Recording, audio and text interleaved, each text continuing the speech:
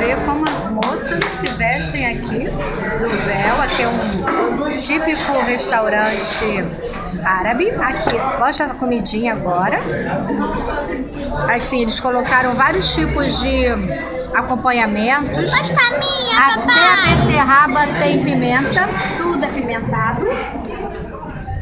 Manuela tá comendo uma comidinha típica do Brasil, batata frita com franguinho. E Coca-Cola? Coca-Cola, obviamente.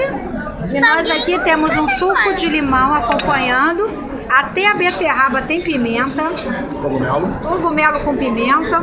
A única coisa que eu achei que sem pimenta foi a rúcula e o pão, porque o resto tudo tem pimenta. Mas muito bom, muito gostoso.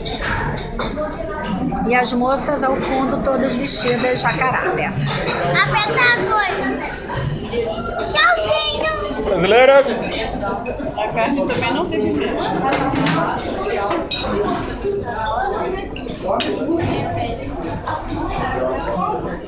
Come?